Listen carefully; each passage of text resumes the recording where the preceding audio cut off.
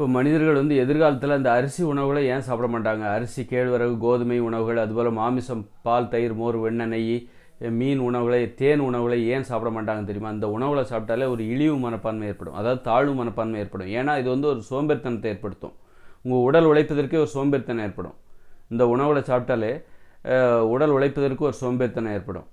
அப்போ என்ன அப்படின்னா அவங்களுக்கு ஒரு ஒரு போட்டி போடுகிற மனப்பான்மை இருக்குல்ல. வாழ்க்கைங்கிறது வந்து கஷ்டமான விஷயம். அப்போ அந்த கஷ்டமான அந்த வாழ்க்கைங்கிறது ரொம்ப கஷ்டமாக, அப்போ நம்ம வந்து போட்டி போடணும்ல. போட்டி போட்டு சக மனிதர்களோடு நமக்கு போட்டியாளர்கள் இருக்கிறார்கள். அப்போ போட்டி போட்டு வாழணும். அப்படிங்கும்போது இந்த மாதிரி உணவுகளை சாப்பிடும்போது நமக்கு ஒரு தாழ்வு மனப்பான்மை ஏற்படும், சோம்பேறித்தனம் ஏற்படும். இங்கே ஒரு போட்டி நடக்குது, ஒரு ஓட்ட போட்டி நடக்குது. அப்படி இருக்கும்போது நீங்கள் உங்களால் ஓடுவதற்கே சோம்பேறித்தனம் ஏற்படுதுன்னு வச்சுக்கோங்க. ஓடுவதற்கே சோம்பேறித்தனம் வருது அப்படின்னா அப்போ நம்ம மேலே ஒரு தாழ்வு மனப்பான்மை ஏற்படும். அப்படி சோம்பேறித்தனம் ஏற்படுவதற்கு எந்த உணவுகள் காரணமாக இருக்கிறது? உணவு தான் காரணம். அதுக்கு வந்து அவருக்கு காரணம் கிடையாது. ஒரு ஓட்ட போட்டி நடக்குது, எனக்கு ஓடவே பிடிக்கலை அப்படின்னு ஒருத்தர் சொல்கிறாருன்னா அப்போ அவருக்கு அதுக்கு என்ன காரணம்? இந்த அரிசி உணவுகளை சாப்பிட்றதுனால ஒரு சோம்பேறித்தனம் ஏற்படுது. கோதுமை உணவுகளை சாப்பிட்டா இந்த உடல் உழைப்பதற்கு நடப்பதற்கே ஒரு சோம்பேறித்தனம் ஏற்படும். இந்த உடம்பே வெயிட்டாகவே தோணும். இந்த உடம்பே வெயிட்டாக நீங்கள் உணர்வீங்க. உடல் பருமன் ஏற்படுதில்ல. உடல் பருமன் ஏற்பட்டால் மட்டும்தான் அவர் உடம்பை வெயிட்டாக உணர மாட்டார். நீங்கள் இந்த சோறை சாப்பிட்டாலே ஒரு வெயிட்டாகவே உணர்வீங்க. உட்கார தான் தோணும், படுத்து தூங்க தான் தோணும். உழைப்பதற்கு உங்களுக்கு வந்து வராது அந்த அளவுக்கு. அந்த மாதிரியான உணவு இது. ஆனால் இப்போ மனிதர்களுக்கு இடையில் ஒரு போட்டி இருக்குது. ஒரு போட்டி நடக்கும்போது இந்த மாதிரியான ஒரு மனித வாழ்க்கையே ஒரு போட்டி தான். வாழ்வது என்பது எல்லாமே ஒரு போட்டி தான். காதலிப்பது, கல்யாணம் பண்ணுறது, குழந்தைகளை பெற்றுக்கிறது, வளர்க்குறது, இது எல்லாமே ஒரு போட்டி. தொழில் செய்கிறது, இது எல்லாத்துக்கும் ஒரு போட்டி. அந்த போட்டி ஆர்வம் இருக்கணும், மனப்பான்மை. இது எல்லாமே கஷ்டமான வேலை. இந்த கஷ்டமான வேலையை செய்கிறதுக்கு அதை நமக்கு எளிதாக எப்போ மாற்றுது அப்படின்னா, இது ஒரு கஷ்டமான வேலை, வாழ்கிறதே ஒரு கஷ்டம் அப்படின்னா அந்த கஷ்டமான அந்த வாழ்க்கையை எளிதாக மாற்றுறது எது? போட்டி போடுற ஆர்வம். அது கஷ்டங்கிறத கூட மறந்துட்டு நம்ம அதில் ஒரு போட்டி போடுற பாருங்க. அந்த ஆர்வம் தான் இந்த கஷ்டமான வாழுதல் என்கிற அந்த கஷ்டமான வேலையை எளிதாக மாற்றுது. அப்படி இருக்கும்போது ஒரு சோம்பேறித்தனம் வருதுன்னா என்னடா இது சோம்பேறித்தனம், எல்லாம் ஒரு போட்டி நடந்துகிட்டு இருக்குது, எனக்கு சோம்பேறித்தனம் வருது, வாழ்கிறதுக்கே எனக்கு சோம்பேறித்தனம், நடக்கிறதுக்கே சோம்பேறித்தனமாக இருக்குது, ஓடுறதுக்கு உட்கார்றதுக்கு ஒரு வேலை செய்கிறதுக்கே சோம்பேறித்தனமாக இருக்குது அப்படின்னா அது எவ்வளோ பெரிய அவமானம். அப்போ அது எவ்வளோ பெரிய பயம்.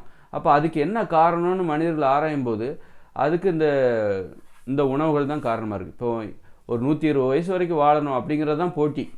மனிதர்களுக்குள் நடக்கக்கூடிய ஒரு போட்டி. 120 வருஷம் வாழணும் அப்படின்னா மகிழ்ச்சியாக வாழ்ந்தால் தான் உன்னால் 120 வருஷம் வரைக்கும் வாழ முடியும். ஆரோக்கியமாக வாழ்ந்தால் தான் 120 வருஷம் வரைக்கும் வாழ முடியும். இங்கே ஆரோக்கியமாக வாழ்கிறதுக்கும் மகிழ்ச்சியாக வாழ்கிறதுக்கும் 120 வருடங்கள் வாழ்வதற்கும் ஒரு போட்டி நடக்குது. எல்லாருக்குள்ளேயும் ஒரு போட்டி நடக்குது. ஒரு 50 வயசில் ஒருத்தர் செத்து போனால் அவருடைய போட்டியாளர்கள், எதிரிகள் யாராக இருப்பாங்க, அவங்க ரொம்ப சந்தோஷப்படுவாங்க 50 வயசில். அதுவே 120 வயசில் செத்து போனால் நம்ம வாழ்க்கையை ஜெயிச்சிட்டோம் பொறாமப்படுவாங்க. எப்படி அவங்களுடைய எதிரிகள்லாம் இருப்பாங்க, பொறாமப்படுவாங்க. அப்படி இருக்கும்போது ஒருத்தர் இன்றைக்கி 70 வயசுலேயே சாகுறாங்க. இங்கே ஒரு போட்டி நடந்துகிட்டு இருக்குது. 120 வருஷம் வரைக்கும் வாழணும் அப்படிங்கிற ஒரு போட்டி நடக்குது. அப்படின்னா 70 வயசில் ஒருத்தர் சாகுறாரு அப்படின்னா அப்போது என்னடா இது, நம்ம ஒரு போட்டி போட்டுக்கிட்டு இருக்கோம், இது என்னடா 70 வயசில் நம்ம சாகுறோம். அப்போ இந்த கேள்வி அவமானம் ஏற்படுமா ஏற்படாதா? நம்ம இங்கே ஒரு போட்டி போட்டுட்ருக்கோம், ஒரு ஓட்ட போட்டி போட்டுட்ருக்கோம். இன்றைக்கி இப்போ எனக்கு ஓடணும்னு தோண மாட்டேங்குது அப்படின்னா அதுக்கு என்ன காரணம்? இந்த உணவுகள் தான் காரணம். அப்படின்னா இந்த உணவுகளை பார்த்தாலே அச்சப்படுவாங்க மனிதர்கள் எதிர்காலத்தில். இந்த மாமிச உணவா, ஐயோ வேண்டாம், அது அவமானத்தை தரும், சோம்பேறித்தனத்தை தரும், போட்டி போட முடியாது, நோய்களை ஏற்படுத்தும், உழைப்பதற்கே சோம்பேறித்தனப்படும், வாழ்வதற்கே சோம்பேறித்தனப்படும். ஏன்னா வாழ்கிறதும் ஒரு வேலை தான். அதனால் அந்த உணவை பார்த்தாலே பயப்படுவாங்க எதிர்காலத்தில் என்ன. இப்போ கூட நான் சொல்கிற உணவுகளை நீங்கள் சாப்பிடுங்க. நான் எந்தெந்த உணவுகளை சாப்பிடக்கூடாதுன்னு சொல்கிறேன்னா அந்தந்த உணவுகளை சாப்பிடாமல் இருந்து பாருங்கள். ஒரு வருஷம் நீங்கள் ஒரு லட்சியவாதியாக இருந்தால் அப்போ தெரியும் நான் சொல்கிறது எந்த அளவுக்கு உண்மைன்னு தெரியும். அப்போவும் நீங்கள் என்ன பண்ணுவீங்க, ஒரு வருட காலத்தில் உங்களுக்கு இந்த உணவுகளை பார்த்தாலே பல்வேறு அனுபவங்களை கடந்து இந்த அரிசி உணவுகளை பார்த்தாலே உங்களுக்கு பயம் வரும். ஏன்னா அதை சாப்பிட்டா ஏற்படுகிற உங்கள் உடலில் ஏற்படுகிற மாற்றங்களை நீங்கள் கவனித்து விட்டீர்கள் என்றால் இப்போ உங்களுக்கு தெரியாது. ஏன்னா இப்போ நீங்கள் வெறும் சாப்பிட்றது அரிசி உணவு, கோதுமை உணவு தான் சாப்பிட்டுட்ருக்கீங்க. இதுக்கு மாற்றாக நீங்கள் ஒரு உணவுக்கு நீங்கள் போகவே இல்லை. இதை முற்றிலும் தவிர்த்து விட்டு, அரிசி கோதுமை உணவுகளை முற்றிலும் தவிர்த்து விட்டு, மாமிசம், மீன், முட்டை, தயிர், மோர், வெண்ணெய், இந்த உணவு, தேன், இந்த உணவுகளை முற்றிலும் தவிர்த்து விட்டு காய்கறிகள், கீரைகள், பழங்கள், பயிர் வகைகள், பருப்புகள், கடலைகள், காளான், இந்த உணவுகளை, இலைத்தலைகள், இந்த உணவுகளை சாப்பிட்டு பாருங்கள். அப்போ தான் வந்து அரிசி உணவுகளால் ஏற்படுகிற உடலில் ஏற்படுகிற மாற்றத்தையும் எதை சாப்பிட வேண்டும் என்று நான் சொல்லுகிறேனோ அந்த உணவுகளை சாப்பிடுவதால் உடலில் ஏற்படுகிற மாற்றங்களையும் நீங்கள் கவனித்து விட்டீர்கள் என்றால் அப்புறம் அரிசி உணவை பார்த்தாலே பயப்படுவீங்க. ஆஹா, இவ்வளோ நாள் இந்த இந்த நம்முடைய அத்தனை பிரச்சனைகளுக்கு இந்த அரிசி தான் காரணமாக இருக்குது, இந்த கோதுமை தான் காரணமாக இருக்குது, அதை பார்த்தாலே பயப்படுவீங்க. அதை சாப்பிட்டாலே உங்களுக்கு ஒரு தாழ்வு மனப்பான்மை ஏற்படுறத, ஒரு மனசுலேயே ஒரு தாழ்வு மனப்பான்மை, நம்பிக்கை இழந்துருவீங்க, உழைப்பதற்கான நம்பிக்கை அதை இழந்துருவீங்க. இங்கே வாழ்கிறதுல ஒரு போட்டி இருக்குது, லட்சியத்தை அடைவதில் ஒரு போட்டி இருக்குது. அந்த போட்டியில் நம்ம ஒரு முனைப்பாக ஈடுபட்டு இருக்கும்போது இந்த சோத்தை சாப்பிட்டீங்கன்னு வச்சுங்க, அந்த போட்டியே இல்லாமல் மெத்தனமாக உட்காந்து சோம்பேறி ஆகிடுவீங்க. அப்போ அந்த உணவை பார்த்தாலே உங்களுக்கு தெரியும், ஒரு பயம் வந்துடும். ஆகா, இதை சாப்பிட்றக்கூடாது, இதை சாப்பிட்டா என்ன ஆகும், நமக்கு தாழ்வு மனப்பான்மை வரும், சோம்பேறித்தனம் ஏற்படும், போட்டி போட மாட்டோம். அப்போ யார் மற்றவங்களாம் நம்மளை முன்னோக்கி போய்கிட்டு இருப்பாங்க. அதனால் இந்த உணவுகளை பார்த்தாலே மனிதர்கள் எதிர்காலத்தில் பயப்படுவாங்க. இப்போ நீங்கள் இப்போ கூட நீங்கள் இந்த நான் சொல்கிற உணவு கட்டுப்பாட்டை நீங்கள் கடைபிடித்தால் உங்களுக்கு இப்போவே அந்த உணவுகளை பார்த்தா அச்சம் ஏற்படும். நான் ஏன் சொல்கிறேன் எதிர்காலத்தில் மக்கள் இதை பார்த்தா பயப்படுவாங்கன்னு நான் ஏன் சொல்கிறேன் அப்படின்னா, ஏன்னா நான் இப்போ இந்த உணவு கட்டுப்பாட்டை கடைபிடிக்கிறேன். உங்களை மாதிரி தான் நானும் சோறு, பூரி, பொங்கல், தோசைன்னு மாமிசம், மீன், முட்டை, தயிர், மோர், வெண்ணெய், நெய்ன்னு நானும் சாப்பிட்ட ஆள் தான்.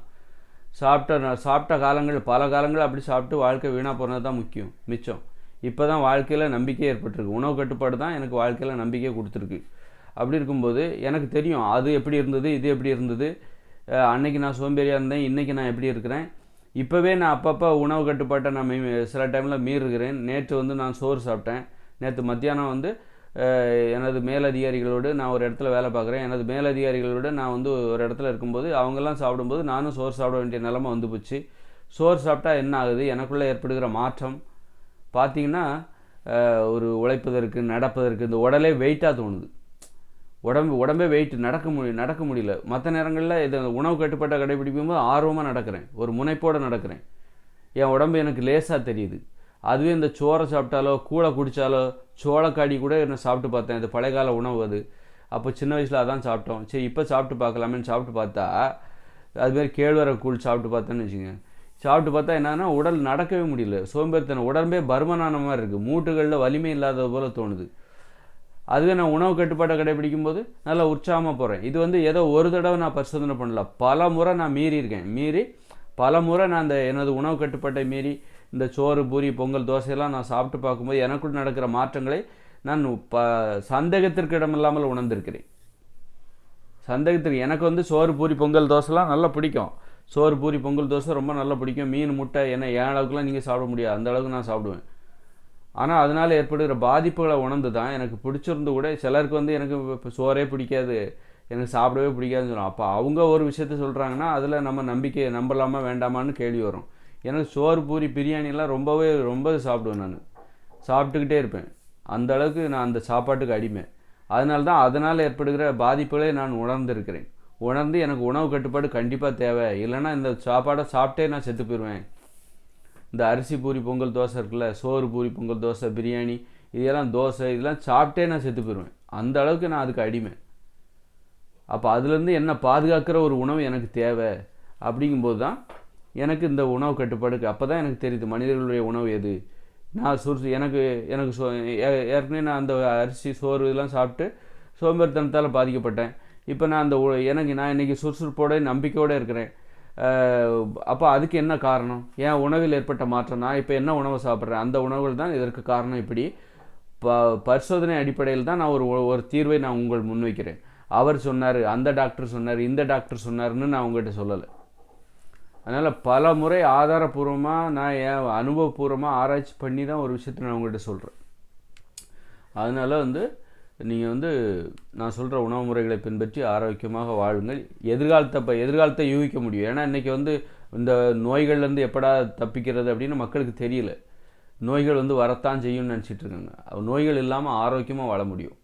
அதற்கு நம்ம உணவில் பண்ணுற தப்பு தான் நிறைய பிரச்சனைகளுக்கு, குற்றங்களுக்கும் நோய்களுக்கும் இந்த உணவு தான் காரணம். இந்த அடிமைத்தனம் ஏன் வருது, பிறரை அடிமைப்படுத்துகிறாங்கல்ல, பெண்களை அடிமையாக ஏன் நினைக்கிறாங்க. நீ இந்த சோறை சாப்பிட்டாலே உன்னை உடல் ரீதியாக வலிமையானவராக நீ உணர்வ. யாரையா அடிமைப்படுத்தணும்னு தான் தோணும்.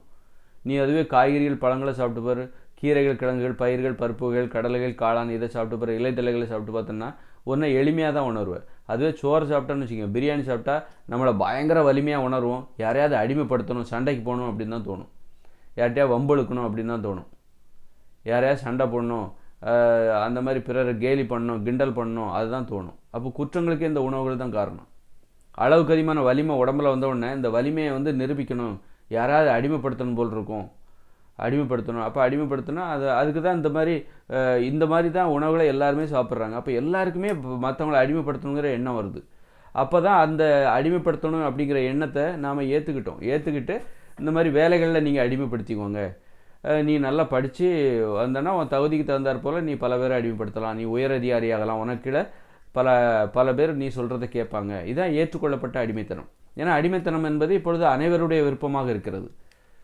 ஏன்னா அனைவருமே இந்த சாப்பாடை தான் சாப்பிட்றாங்க. அப்போ அடிமைத்தனம் என்பது பிறரை அடிமைப்படுத்த வேண்டும் என்கிற எண்ணம் இருக்குல்ல, அது அனைவருக்குமான விருப்பமாக இருப்பதால் அந்த உணர்ச்சிக்கு நம்ம மதிப்பு கொடுப்போம் அப்படின்னு சொல்லிட்டு என்ன பண்ணுறாங்க, இந்த மாதிரி ஒரு ஏற்பாடு, நீ வேலை வாங்கிக்கோ, மற்றவங்கள வேலை வாங்கு, நீ மேனேஜர் ஆகிட்டா உனக்கிட 10 பேர் இருப்பாங்க, 100, நீ முதலாளி ஆகிடு, உனக்கிட 1000 பேர் கூட இருப்பாங்க, 1000 பேர் நீ சொல்கிறத கேட்பாங்க, உன்னை பார்த்து பயப்படுவாங்க, உன்னுடைய அடிமைகளாக ஏற்றுக்கொள்ளப்பட்ட அடிமைகள்.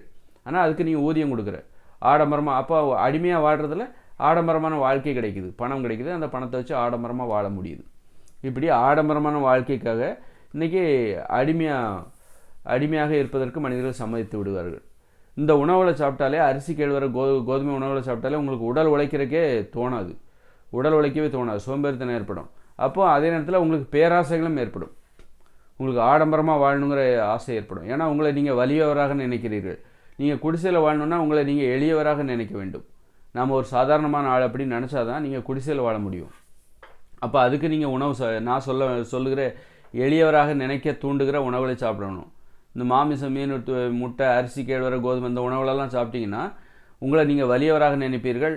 அப்போது உங்களால் குடிசையில் வாழ முடியாது. குடிசையில் வாழ்கிறதா அல்லது குடிசையிலே வாழ்ந்தால் கூட நீங்கள் பெரிய குடிசையாக கட்டுவீங்க. இப்போ பார்த்தீங்கன்னா இந்த ஆப்பிரிக்க பழங்குடி மக்கள்லாம் பார்த்தீங்கன்னு வச்சுக்கோங்களேன், அவங்க கலாச்சாரத்தை யூடியூப்பில் போய் பாருங்கள், அவங்க பெரிய பெரிய குடிசைகளாக கட்டியிருப்பாங்க. அவங்களுக்கும் ஆடம்பர மோகம் இருக்குது.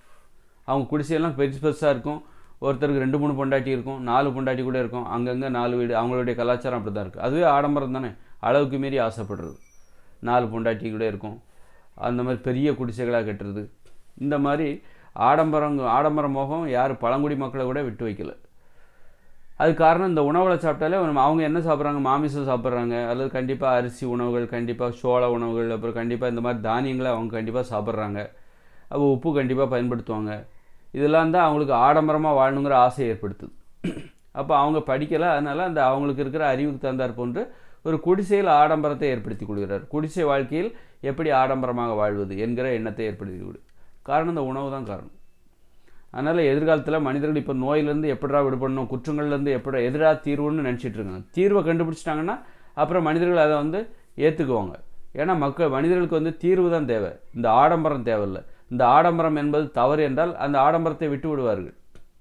இந்த இயந்திர அறிவியல் உலகம் தவறானது என்றால் இது அழிவை நோக்கி போகிறது. அப்போ நான் ஒரு சரியான மாற்று ஏதாவது இருக்கா, அதுக்கு நான் இப்போ சொல்கிறேன் இயற்கையோடு இணைந்த மனித வாழ்க்கை இருக்குது அப்படிங்கும்போது அதை நோக்கி வந்துடுவாங்க. மனிதர்களுக்கு சரியானது எது என்பது தான் தேவை. இயந்திர அறிவியல் உலகம் இப்போ இருக்கிற வாழ்க்கை இதுதான் சரின்னு நினச்சதுனால தான் இப்படி வந்தாங்க. இல்லை இது தப்பு, எதிர்காலத்தில் முடிஞ்சு போயிடும், இதுக்கு மாற்று ஒரு அற்புதமான இருக்குது அப்படின்னு நான் சொல்லிக்கிட்டு வரேன் என்னுடைய வீடியோக்களில். அப்போ அதை மக்கள் ஏற்றுக்கிட்டாங்கன்னு வச்சுக்கோங்க. அப்போனா இந்த இயந்திர அறிவியல் உலகத்தை விட்டுட்டு வந்துடுவாங்க. இப்போ நான் கூட தான் இயந்திர அறிவியல் உலகத்தின் மீது நம்பிக்கை வச்சுருந்தேன். இப்போ எனக்கு அந்த நம்பிக்கை போயிடுச்சு. அதுக்கு மாற்றாக எனக்கு இன்னொன்று கிடச்சிருக்கு. அப்படிங்கும்போது இது எவ்வளோ வசதியாக இருந்தால் என்ன, காங்கிரீட் வீடாக இருந்தால் என்ன, போர்வையாக இருந்தால் என்ன, ஃபேனாக இருந்தானே, ஏசியாக இருந்தானே, இதெல்லாம் எனக்கு தேவையே இல்லை. இதை விட மகிழ்ச்சியானது, ஆரோக்கியமானது, அப்படிங்கும்போது அமைதியானது, ஆபத்துகள் நிறைந்தது, விபத்துகள் இல்லாதது, அது கஷ்டங்கள் இல்லாத எளிமையான ஒரு வாழ்க்கை, ஆரோக்கியம், உண்மையான ஒரு வாழ்க்கை, அது இயற்கையோடு இணைந்த மனித வாழ்க்கை, எளிமையான வாழ்க்கை. அப்படிங்கும்போது அதுதான் அதை நான் ஏற்றுக்க தயாராகிட்டேன். அதனால் இத்துடன் இந்த வீடியோ முடித்துக் கொள்கிறேன். நன்றி. வீடியோ ஷேர் பண்ணுங்கள், சப்ஸ்கிரைப் பண்ணுங்கள் ப்ளீஸ்.